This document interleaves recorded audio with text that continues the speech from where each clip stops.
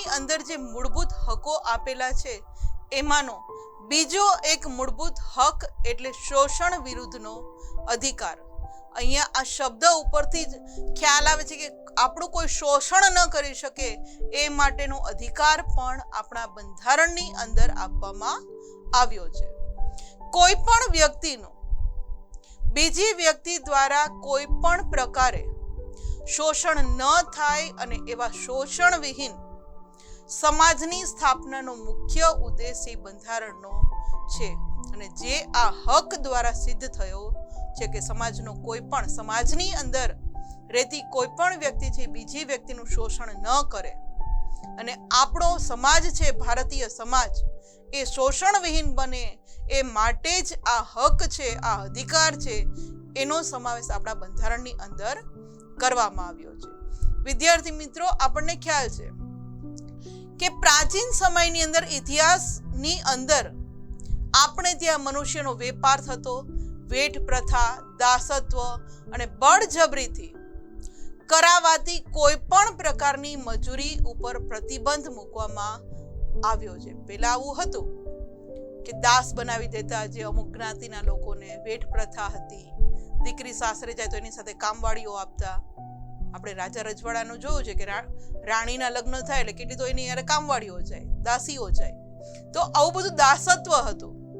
બળજબરીથી એની પાસે મજૂરી કરવામાં આવતી હતી. બ્રિટિશ સરકાર જ્યારે ભારતની અંદર શાસન કરતા હતા ત્યારે ખેડૂતો પાસે બળજબરીથી એની પાસે અમુક જ ખેત ઉત્પાદન કરવું, અમુક આ લોકોએ મજૂરી જ કરવાની, આવું બધી એમ કહેવાય કે કુરિવાજ છે એ ત્યારે હતા. પણ હવે જ્યારે ભારત દેશ આઝાદ થયો એટલે આવું ફરીથી શોષણ ન થાય આપણા સમાજની અંદર અને આપણો સમાજ છે ભારતીય સમાજ શોષણ વિહીન બને એ માટે આપણા બંધારણની અંદર આ હક આપવામાં આવ્યો છે.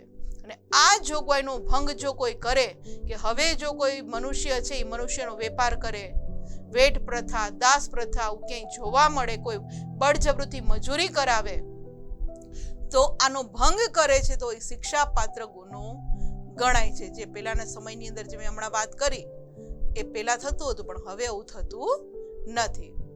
આગળ વાત કરીએ વિદ્યાર્થી મિત્રો તો અનૈતિક હેતુઓ માટે બાળકોના કે સ્ત્રીઓના વેપાર પહેલા થતા હતા. બળજબરીથી મજૂરી કરાવાતી કે મરજી વિરુદ્ધનું દાસત્વ, એની મરજી નથી પણ પરંપરા મુજબ એની દાસ બનવું પડે. ક્યારેક એવું થાય કે વેતન વિનાની મજૂરીઓ કરવી પડે.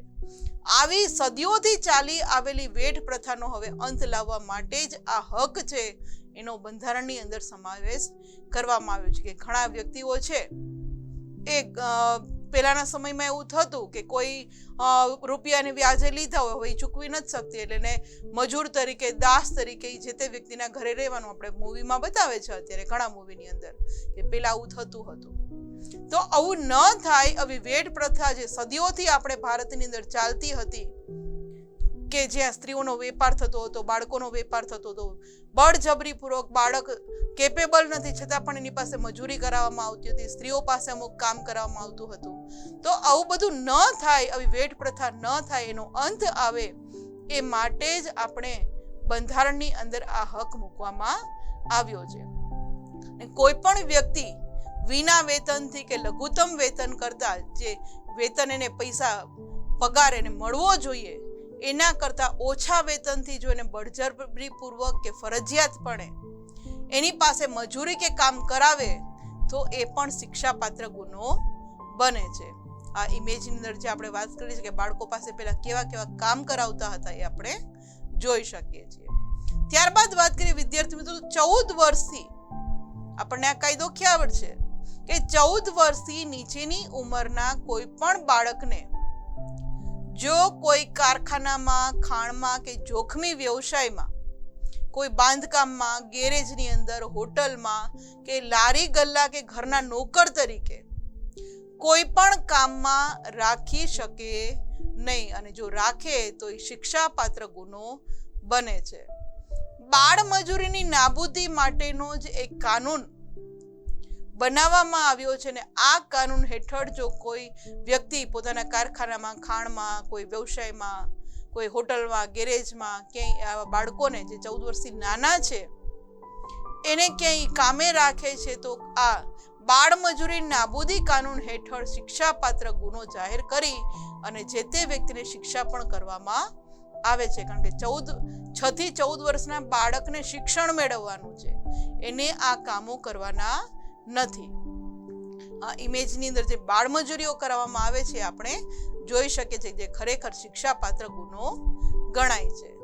ત્યારબાદ વાત કરીએ વિદ્યાર્થી મિત્રો, તો જો કે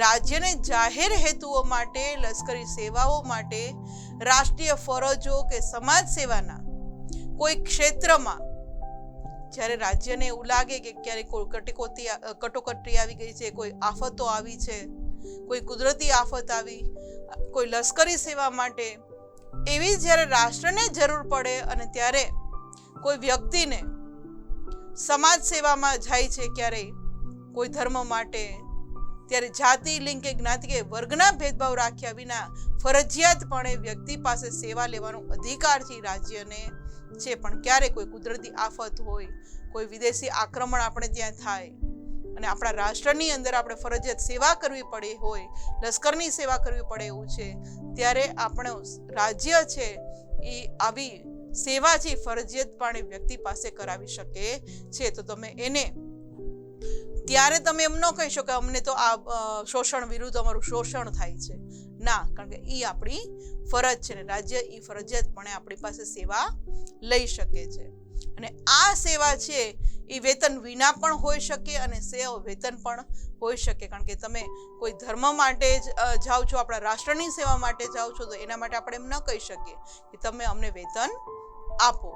આ ઇમેજની અંદર જે આપણે વાત કરી કે જ્યારે રાજ્યને જરૂર પડે છે ત્યારે એ કોઈ પણ જાતના ભેદભાવ વિના, રાખ્યા વિના આપણે દરેક વ્યક્તિએ આ સેવા કરવી, આ કાર્ય કરવું એ આપણી ફરજ છે. આ ઇમેજની અંદર આપણે જોઈ શકીએ છીએ કે જે આપણા રાષ્ટ્ર માટે આપણે કરવાનું હોય છે.